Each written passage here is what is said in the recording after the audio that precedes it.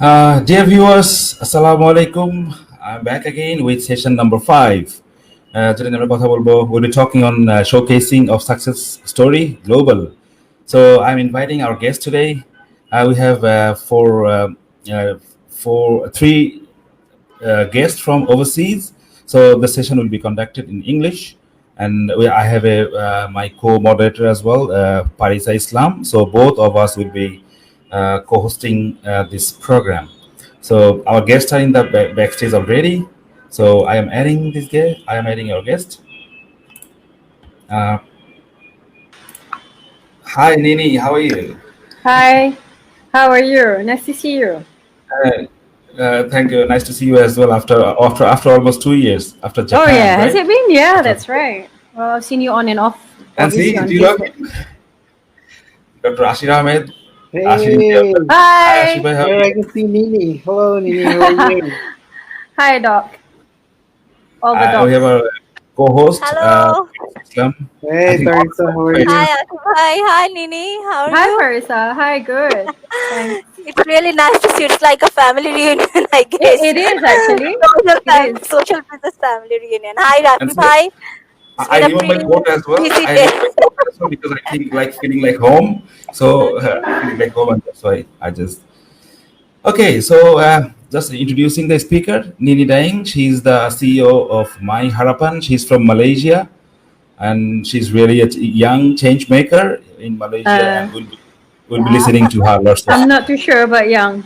Yeah, but I'll take that today. Everyone is Young by young. heart, I guess. Young All by heart. Yeah, all entrepreneurs should be young. And Dr. Ashir Ahmed, he's working as an associate professor in Kyushu University, Japan. He lives in Fukuoka. And Paris Islam, she's working as an associate professor and in Eastern University, Bangladesh. We're expected to have one more guest, Dr. Faiz Shah. I think, I yeah, think he Dr. should Faiz was trying to enter. enter, right? Yeah, okay, he'll Yeah, join he soon. was. So we'll be talking on showcasing of success story. I think everyone is successful in their area in wherever they are in Malaysia, in Japan, and Faisha was supposed to join from Thailand. Okay, so at first moving to Ashir Ahmed, how are you today? And just explain what is your success story that you are just trying to explore in your life regarding your. Oh, hi. Hello. My name is Ashir Ahmed. Thank you for the introduction. I am an engineer. I do information communication technology. That's my expertise. I'm particularly interested in looking at how information is generated, how information is processed, and how information is finally consumed by people. So, by using this information, we can create a lot of entrepreneurs. So, like selling information, purchasing information, processing information, and providing information. So, today, particularly, I want to mention about the healthcare entrepreneurs that we are trying to uh, develop in Bangladesh, India, Pakistan, Thailand, and also in Malaysia as well. Many Asian countries, not any other countries yet. So particularly health information is so important.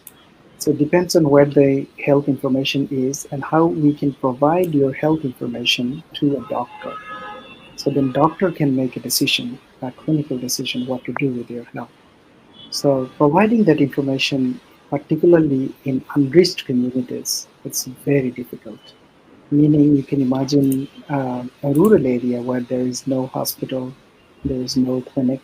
So how can we get people's health information in a remote area? It can be a remote area. It can be a disaster area like Japan. Sometimes we Yeah. have natural calamities. And also it may happen during this epidemic, like we have this COVID situation in the whole world now. So Hmm. how a patient can talk to a doctor, how the information can be provided to the doctor. So I think I will talk about this in the details later. Yeah. But the thing that I want to talk about is how health information can be collected, can be processed, and can be delivered.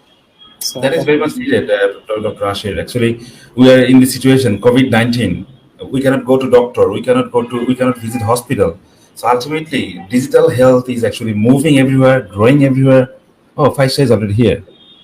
Mm. So going back to Nini Daing, you say, what are you doing? What is my harapan? And what is the meaning of my harapan? Hi Faisha, how are you? See, all our family members are here. Hello. Yeah. He's still trying to. Okay, Nini, carry on, please. Hi Faiz.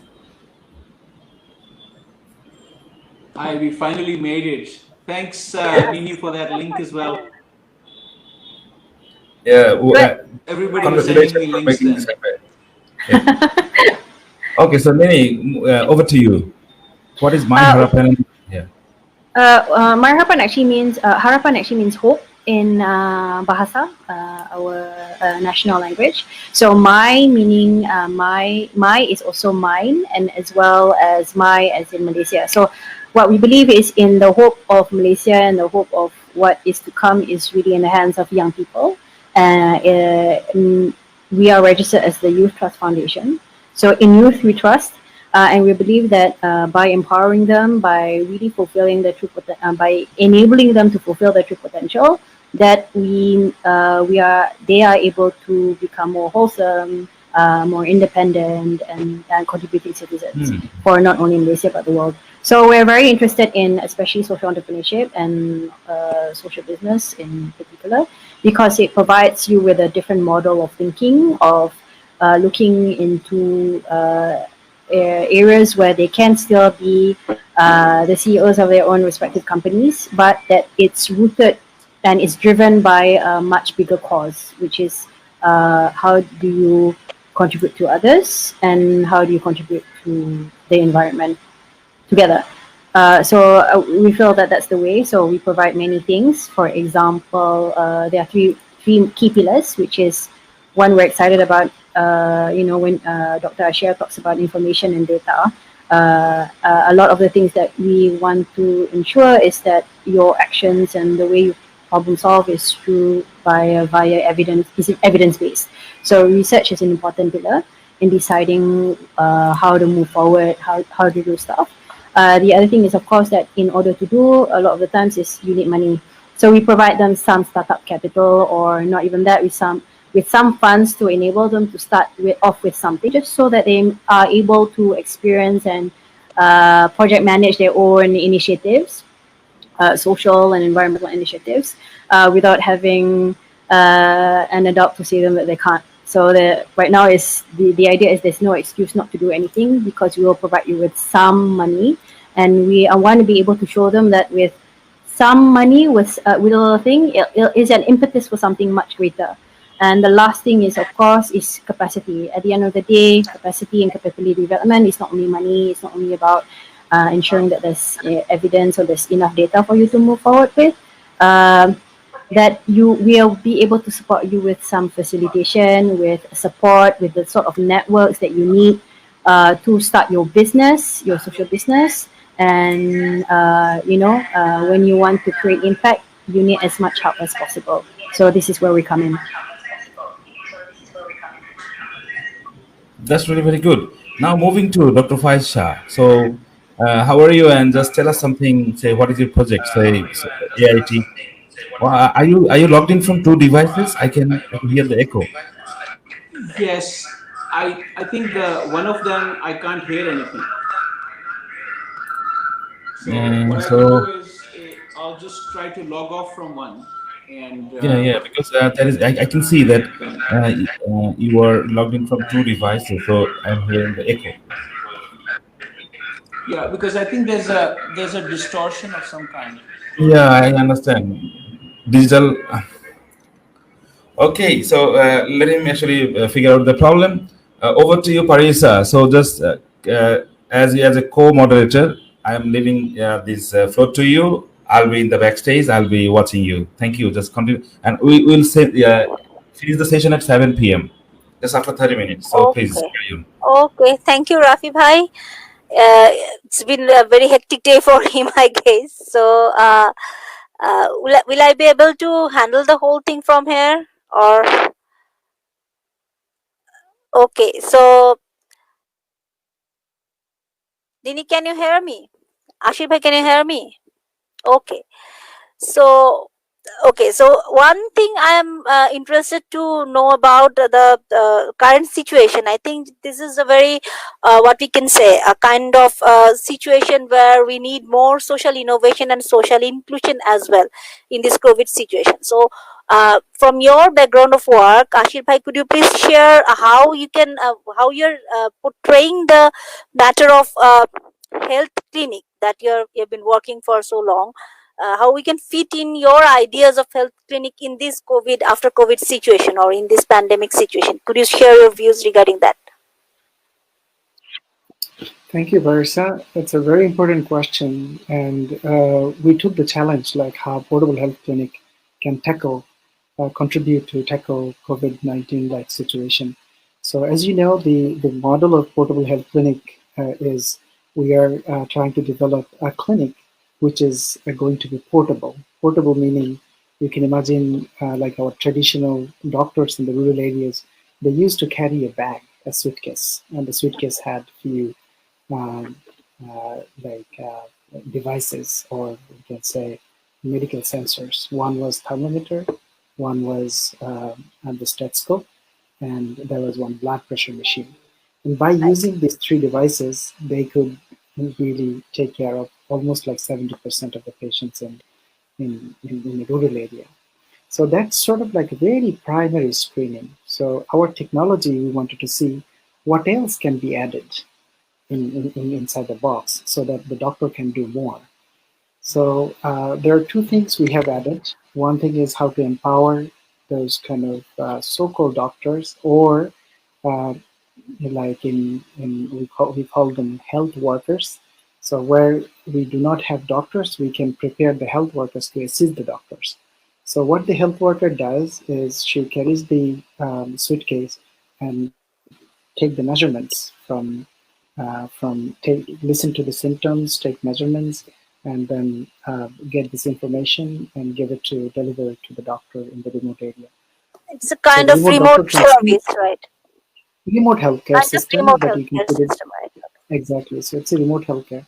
So during the pandemic situation, we found that remote healthcare system can play a greater role, because Right. if you can see, many doctors, many healthcare workers, healthcare officers, they get infected because they have to directly um, talk to the patient, COVID or they have patient, to go right? to the patient. So there are two things we have added in portable health clinic. One is, without going to the patient, can we get the symptom by using phone? So for an So that's a new example, addiction, right? exactly. So instead of the healthcare worker goes to visit the patient, since we have all the members in the list, so our healthcare worker, she called all the patients registered in our system. So we made 1162 calls to they were our members. So we called them, we list up all their symptoms, and then we created triage. It is called how to classify the patients based on your symptom. The So screening process, right? The you screening say what? process. The screening process of the, Screening, right? Screening meaning, yeah, you can classify the patients, yeah. whether the patient is affected, or possibly affected or not affected.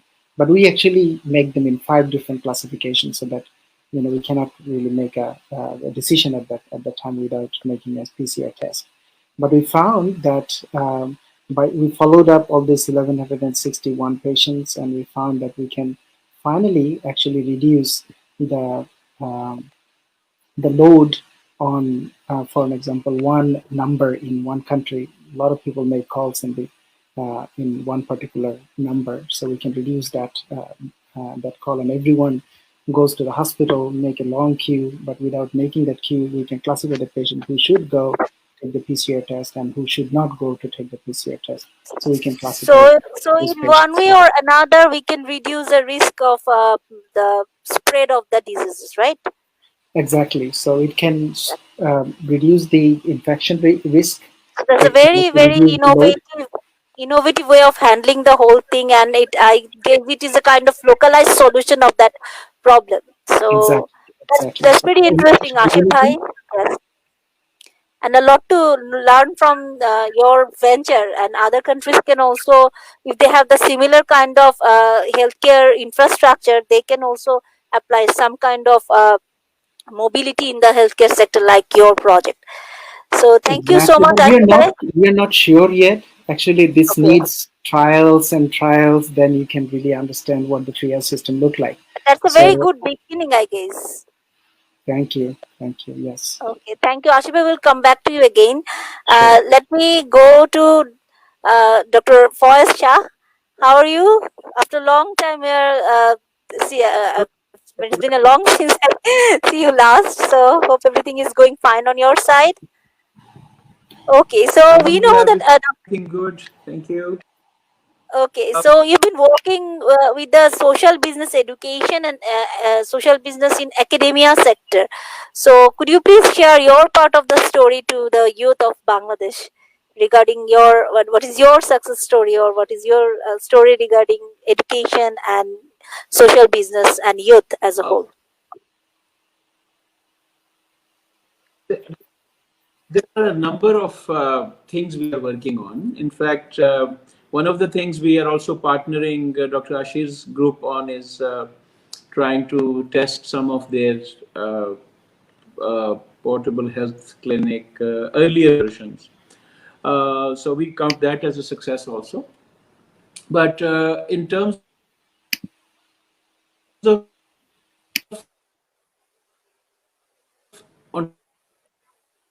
entrepreneurial success, there are a number of stories. Center Development Center.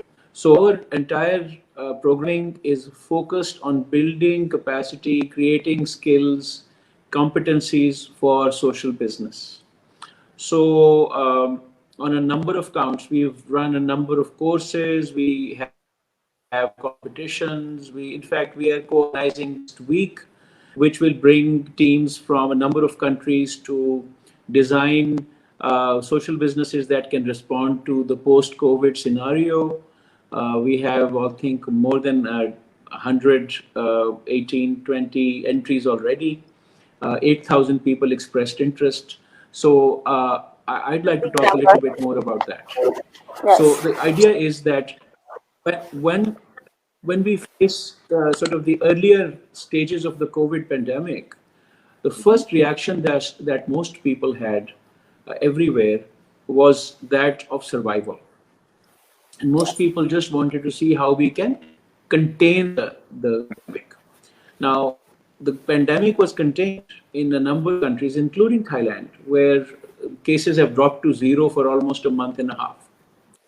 But the cost of that shutdown is only now beginning to become evident, because whereas Thailand has 40 million visitors annually coming through its international airports, uh, you can imagine the kind of economic well-being that generates in the tourism sector, in the hotel sector, in the hospitality sector, in the transportation sector, and the other ancillaries, like shopping malls and so on, and entertainment. You slice that entire chunk out, and this is also the time where the annual water festival is held, the Thai New Year, where tourism peaks. So suddenly you have entire cities, villages completely left bereft of activity. If you go to beachside resorts, or if you go to tourism intensive economies within the country, there are no jobs. So the real hit has been after this. So we are then trying to respond to that by encouraging local entrepreneurial solutions. And one way to do that is to encourage young people who have the ideas and offer them investment as one of the prizes. So that's what we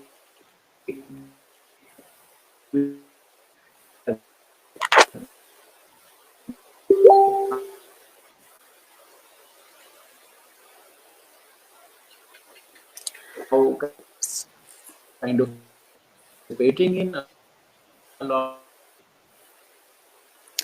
I guess there is some and problem with the connection. which is the most will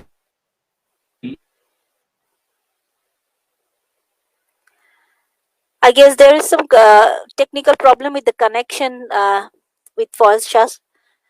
So what we can summarize from his speech is that the problem COVID-19 started as a healthcare problem, but it's not the end, because it has a very profound impact on the economic sector and to the social sector, and all the criteria of socio-economic criteria will have faced some kind of problem with that. So on that note, can I go to Nini Daing? Like in your situation, how the youth of your country are coping up with the COVID-19 situation, and also what are the possible impact you are expecting among the new entrepreneur, whether how it would impact the new entrepreneur or the scenario of entrepreneurship in your country.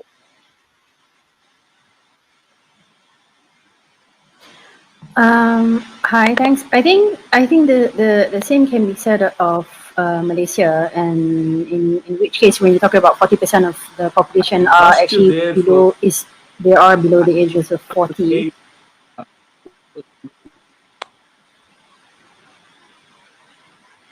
Yeah. So I mean, it has great impact because particularly to those who have just graduated. Yes, Dr. Faiz. Unfortunately, your line is line not is clear right now. We'll get back to you, I guess, once we finish with Nini Daing. We can again come back to you. By this time, I hope the line will be okay. Can you hear us clearly, Dr. No, Faiz? I'm afraid I can't hear at all.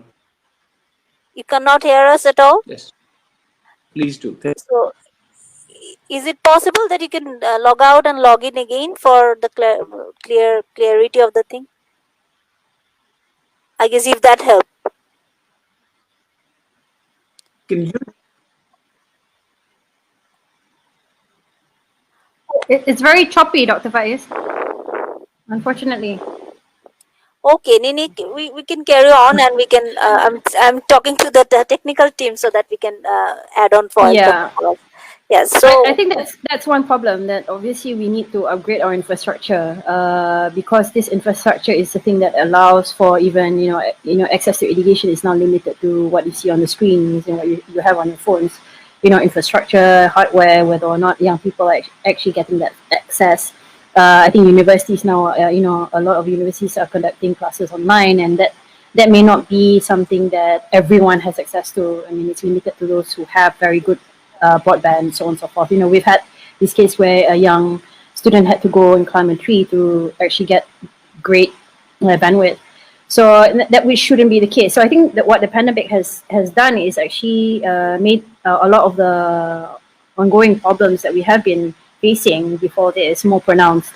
So, but in which case I feel it's also in the positive, meaning there's because it's so evident that there's so much work that we need to do, then there's a real push to actually ensuring that you're talking about filling the gaps in education, filling the gaps as far as the economy is concerned. Whether or not the gig economy, that there's certain considerations that you need to consider for young people. Startups, I feel the government has announced several economic packages as well as funding packages for new startups. So I feel that to a certain degree there is a lot of support for young people if they want to be to start their own businesses, because we need to be able to think about creating jobs. And I feel that it's not for I hope it's not just for the sake of trying to open a new business, but it's really in ensuring that we can support the ecosystem to ensure the sustainability of the country as a whole. So a lot of young people are playing a real role, because I feel that they have more awareness about about the issues that we're facing. So they're more aware and more educated about all the types, the consequences of their actions, whether it be in business or in the way they consume. So there's a greater awareness of maybe procurement and ensuring that when they consume with the environment in mind. So I feel definitely the young people will pave the way so long as we're able to facilitate that process with them. So we I don't think it's fair to put all the burden on their shoulders and to assume that they will solve all the problems of the world, including whatever else that's in the country. Um, so there's a higher rate of there's a growing rate as evident of unemployment within certain sectors. You're talking about the same sectors as mentioned by Dr. Faiz, the tourism sector. But having said that, we've seen how a lot of other businesses are making a lot of money during this time.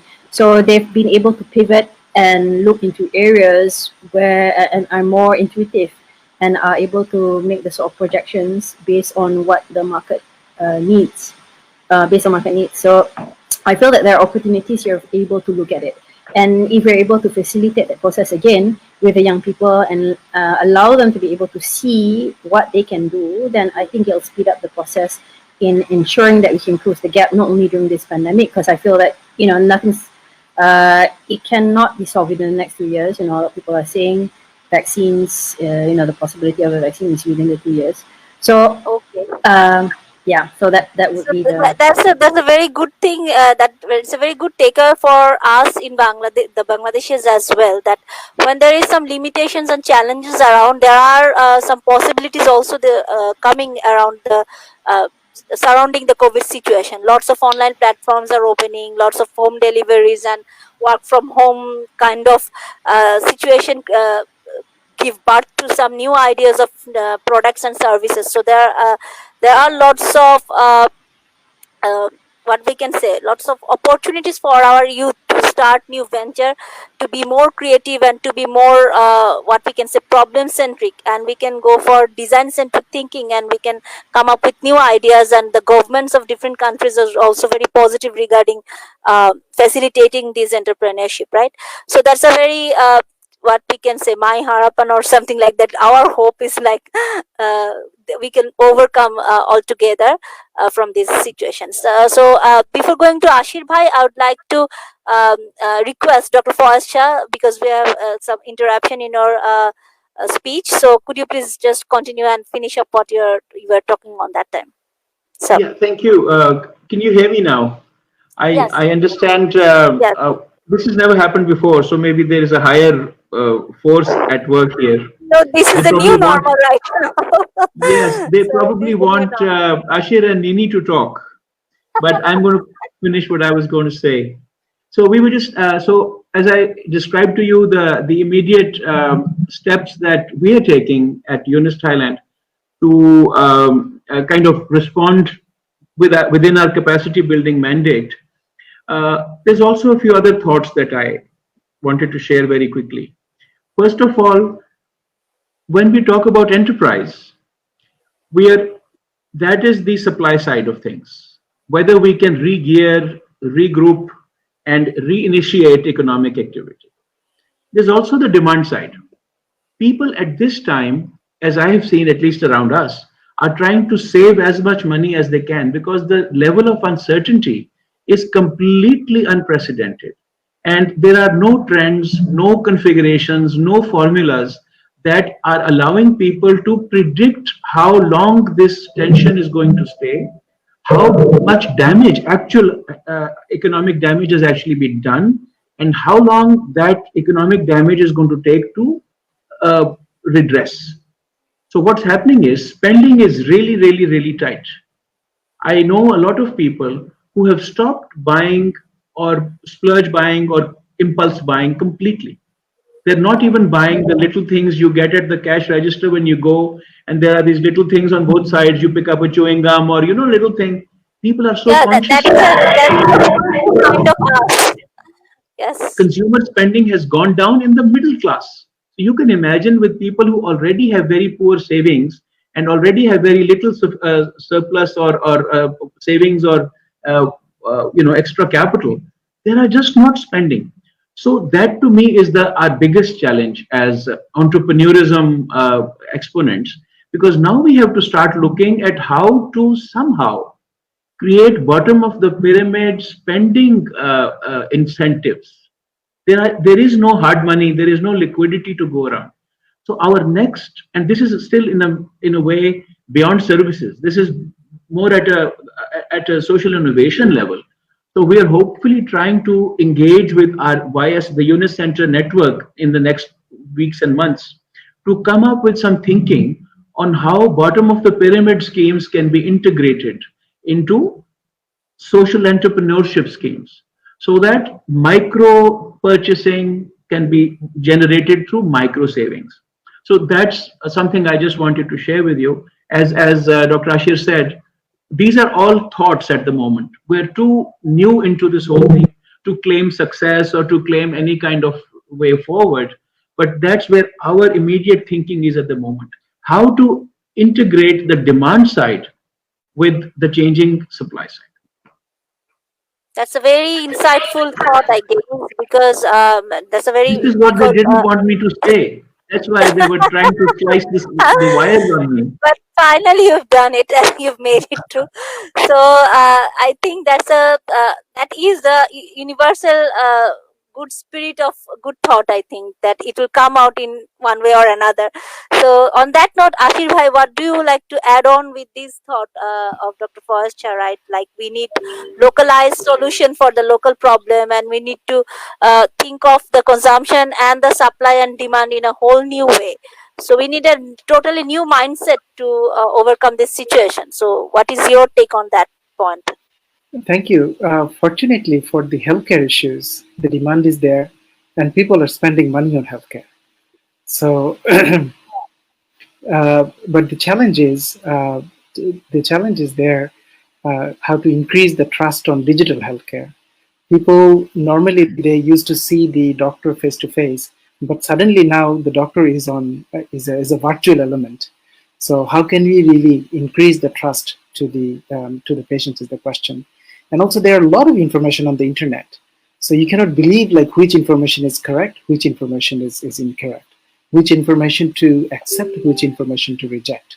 So this is a sort of a dilemma, the situation. I think we have to identify the right source of people can get the information from. We have to provide the right information at the right time, at the right place. How we can do that, that will be the next challenge. And also identifying the right doctor.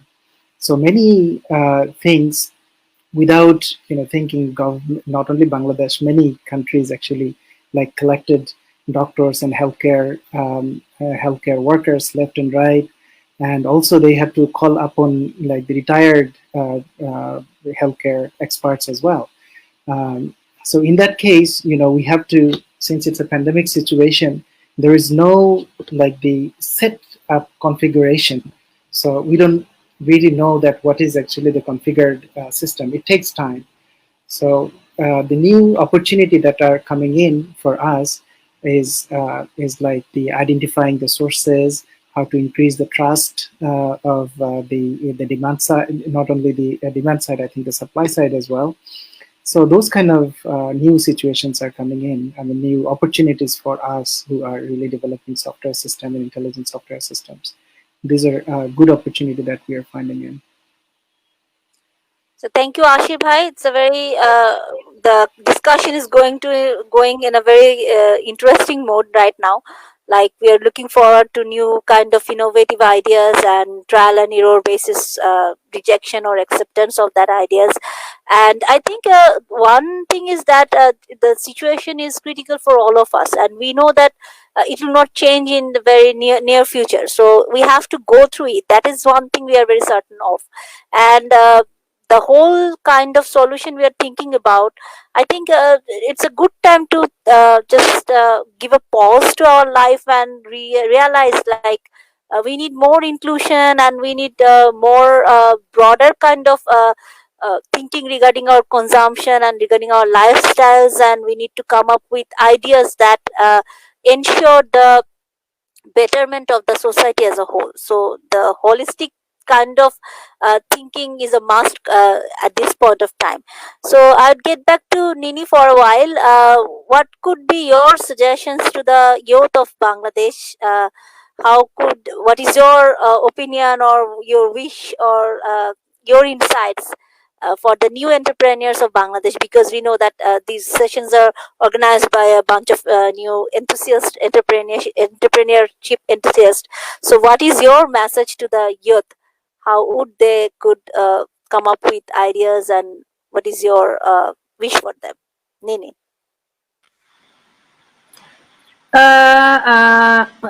To really use your youthfulness in devising new solutions for sure, and not to repeat the sort of mistakes that we've done as old people. I think there's a lot that there's a lot at stake. So when there's a lot of stake, if we don't do anything, I think it's the risks are a lot higher. So I think this is the chance really to reprioritize. And I feel that the young people are right now better equipped to make those choices than ever before, with the fact that there's technology and there's enough data to go around.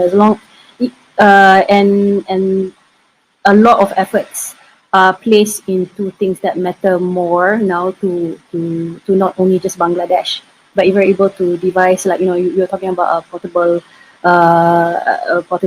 health kit, which is applicable in any country for that matter. So it's in taking those technologies and bringing it forward to the rest of the world. So the idea is not to just look into, because we are sharing all these problems, to be honest. So there's a lot that I feel Bangladeshis can offer.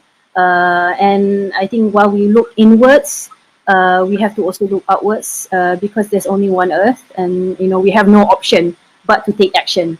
So take this opportunity to look into any available resource that's either virtual, or if you're talking about funding, there are many ways of actually receiving funding, and it's again not limited to just within Bangladesh, but there are other sources of funding that will allow for you to start something, to initiate a new way of thinking, of developing solutions that that can be applicable to not just your own country, but is applicable to all of us. So I think it's just daring to go, and I feel that at the end of the day, you'll find people who will support you in your journey.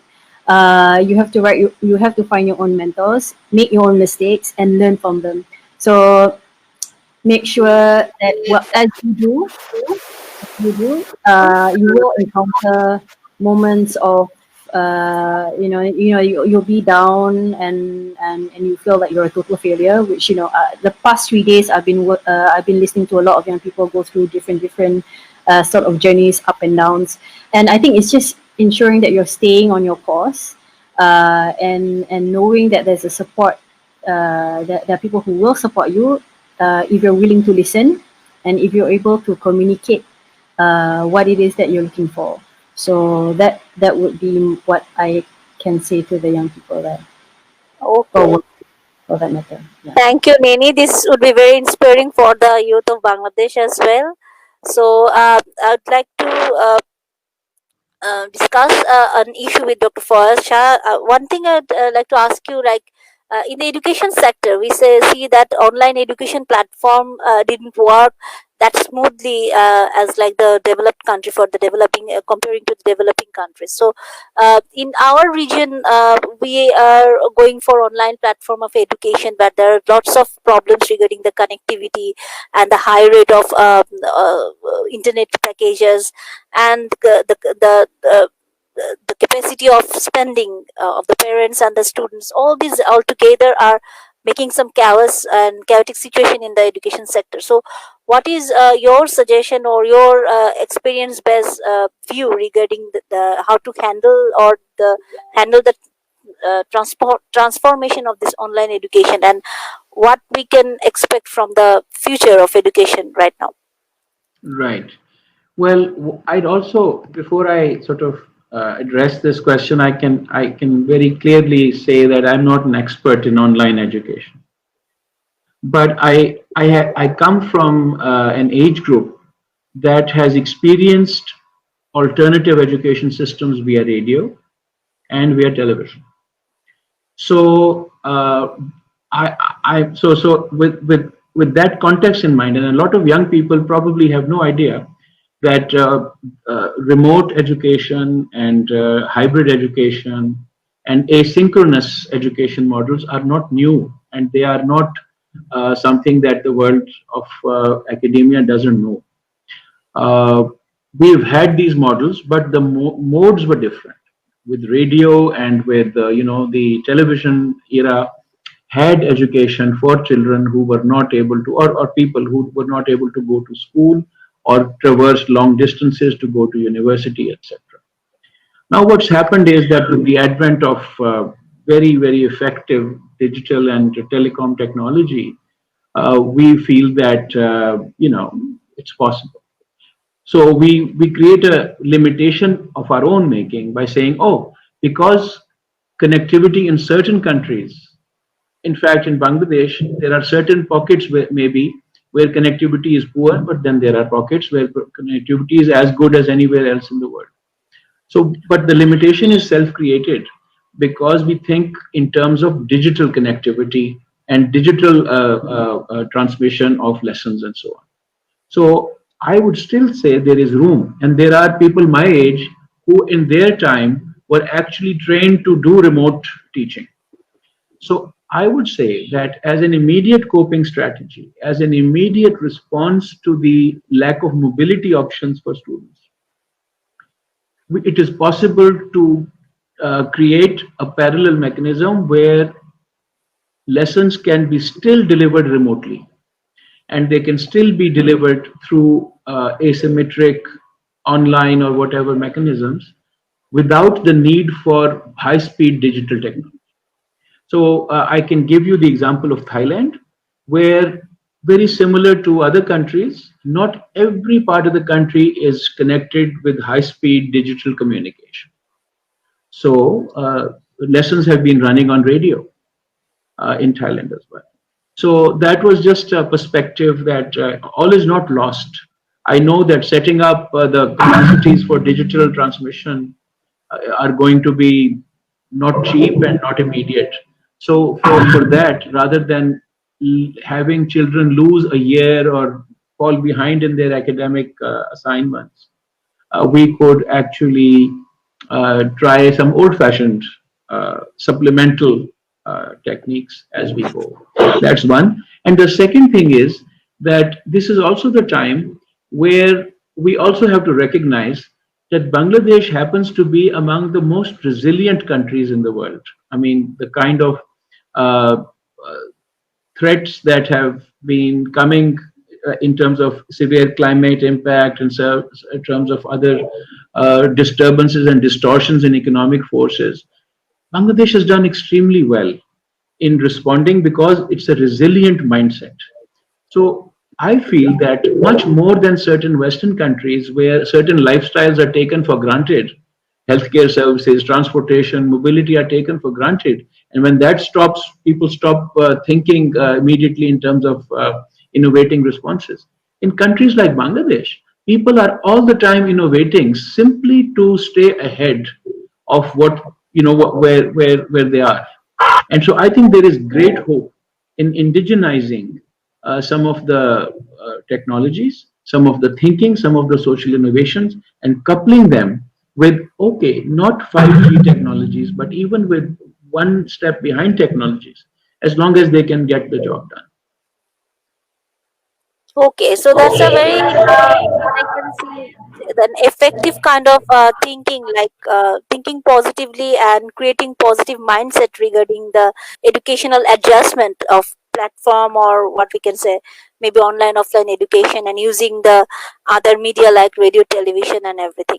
So yes, that's a very what we can say doable kind of thing that we are looking forward. And I will say in Bangladesh the situation is gradually people are adapting the new kind of things, and they are finding out ways to cope up with the situation, and hopefully with a positive mindset we could see the things in a good shape in recent future.